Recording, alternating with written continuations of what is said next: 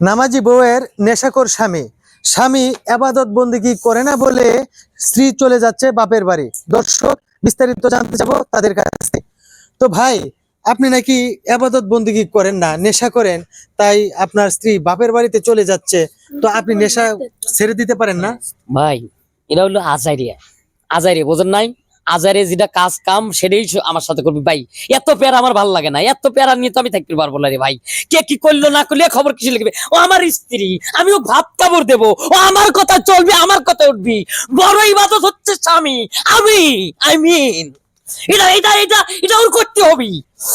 না, এত ঠিক প্যারা আছে। তো ভাই ভালো লাগে না, এত প্যারা তো ভাই আমার ভালো লাগে না। আরে ভাই তুমি ঠিক আছে, কিন্তু আপনি তো আপনাকে সেবা করে, কিন্তু আপনি তো ইবাদত করেন না, সেটাই তো মেইন। সাংবাদিক নিয়ে আইছে, কি করবি রে?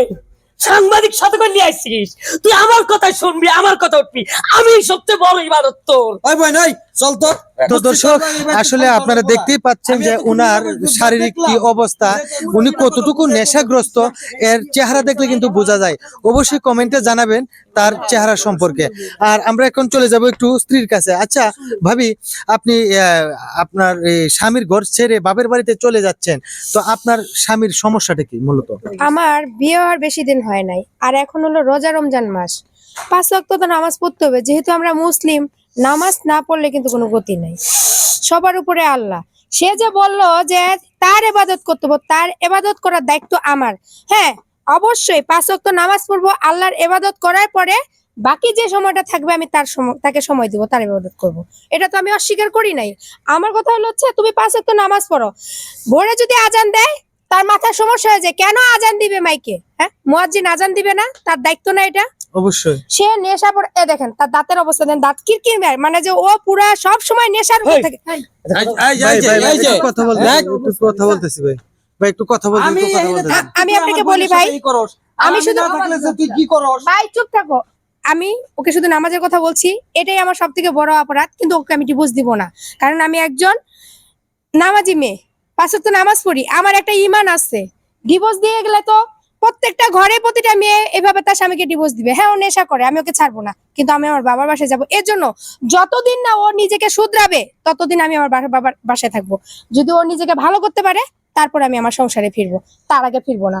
আব্বা, আপনি আমাকে আমার উপর যা মজা তাই করেন। আপনি নামাজ পড়েন, কিন্তু আপনার ছেলে নামাজ পড়ে না। সমাজের লোকজন তো আমাকে দুইটা কথা শোনায় যে তুমি তো ঠিকই পরেজগার গিরে দেখো, মানুষকে জ্ঞান দাও, এবাদতের কথা বলো। আমার এই নীতি কথা বলে কি মানুষ পারবে? আমার ঘরের লোক কিন্তু ভালো না। ঘরের শত্রু বিভীষণ যদি থাকে, বাইরের শত্রুর সাথে পারা যায় না। তো দর্শক, আসলে আমরা যতটুকু বুঝতে পেরেছি যে স্বামীর ভুল শুধরানোর জন্য কিন্তু বাপের বাড়ি চলে যাচ্ছে স্ত্রী। তো দর্শক, এখন আমরা চলে যাব একটু ছেলের বাবার কাছে। তো কাকা, আপনি তো অনেক বয়স হয়ে গেছে, আপনি নামাজ রোজা সবকিছু ঠিকঠাক রাখেন, কিন্তু আপনার ছেলেকে ফরজগার বানাইতে পারলেন না, এর কারণটা কি? বাবারে, ওই যে বেশি আদর করতে করতে মাথা দুটা জায়গা, ছেলের বেশি আদর করতে করতে মাথা দুটে এলাইছে। আমার শ্বশুর উপরে আমার একটু রাগ। বিয়ের আগে আমাকে বলছিল যে আমার স্বামী 5 ওয়াক্ত নামাজ পড়ে, এই নেশা টেশা কোনো কিছুই কিন্তু তার মধ্যে নাই। কিন্তু বিয়ের পরে তার আচার আচরণ দেখে আমার জায়গায় অন্য কোনো মেয়ে যদি থাকতো, সাথে সাথে তাকে ডিভোর্স দিয়ে চলে যাইতো। কিন্তু আমি চাচ্ছি যে আমার সংসারটা টিকুক, আমার সংসারটা থাকুক, কিন্তু সেটাও বুঝতেছে না। আচ্ছা কাকা, এখন আমার ছেলের অনেক বুঝায়, বাবা এই যে রোজা রমজান মাস, একটু আল্লাহ বিল্লাহ করো, নমাজ পড়ো, রোজা রাখো। ছেলে অনেক বুঝাই, ছেলে আমার কথা মানে না। মানুষও কক দেয়, আরে বাপ তো দেখা যাইতেছে 5 ওয়াক্ত নমাজ পড়ে, আর ছেলেটা নিশা পানি করে। অনেক কি কমো বাবা, বেশি কিছু কইতে গেলে আমার একটু রাগ হয়। আব্বা, রোজা রমজান মাস বলে যে নামাজ পড়তে হবে তা কিন্তু না না না, ঈমানটা নিজের হাতে রাখে কিন্তু আল্লাহ, ঠিক জি আছে? হ্যাঁ হ্যাঁ, খাওয়াই দেওয়া যায়, গিলাই দেওয়া যায় না। 5 ওয়াক্ত নামাজ পড়ো, বাকি সবকিছু করো, ঘরের মুখলা নেশা করে, সেটা তো আমি তাকে শাসন করি না। কেন করি না? কথা কথা সে মানে আমি তো দর্শক, আসলে আমরা যতটুকু বুঝতে পেরেছি যে এমনই একটি সন্তান যিনি কিনা বাবার কথাও শুনে না। তো এখন আমরা চলে যাব একটু প্রতিবেশীর কাছে। আচ্ছা ভাই, আপনারা তো একই এলাকায় বসবাস করেন, তাই না?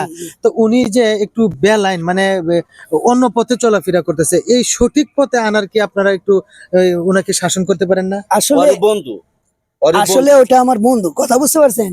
দেখছেন কি একটা অবস্থা। ওরা আমি প্রতিদিন বুঝাই, আমি 1 কাপ চাও খাই না, ও বাবা যত নেশা আছে করতে করতে একটা কত বড় ভদ্র বউ, ওই বউটা দেখছেন কত জ্ঞান দিয়ে কথা বললো। ও নিশা করতে করতে আর কি করছে, আর আমার দিকে দেখেন একই বন্ধু, ওর সাথে এখন আমি চলতে পারি না সমাজে, আমি সমাজে চলতে পারি না। কথা বলছেন, বুঝাই অনেক বুঝাই, দেখছেন ব্যাপার। আমি ওর দিন ছোট থেকে একসাথে চলছি, মায়া মমতা ওর কিছু বলি না, নাহলে কুচু কুচু করে কাটতাম ওরে। কথা বলছেন। তো দর্শক আসলে বন্ধু পর্যন্ত অদিষ্ট হয়ে গেছে বন্ধুর কাছে। তো এখন আমরা চলে যাব আর একটু এই ভাবির ভাইয়ের কাছে। আচ্ছা ভাই, আপনার বোনে যে ডিসিশন নিল আপনার বাড়িতে চলে যাবে আপনার বোন স্বামী সংসার ছেড়ে, তো এখন আপনি এই বিষয়ে কি বলতে চাচ্ছেন? এখানে আর কোনো কিছুই বলার নাই, সাপ কথা। আর 1 মিনিটে বাড়িতে আমি পানি খাওয়ার সময় নাই।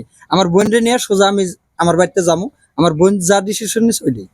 আমার ভাই তো বলতেছে যে তুমি ডিভোর্স দিয়ে দাও। আরে ভাই, আরে ভাই, আরে ভাই ভাই, না না না না না না, দেখছেন?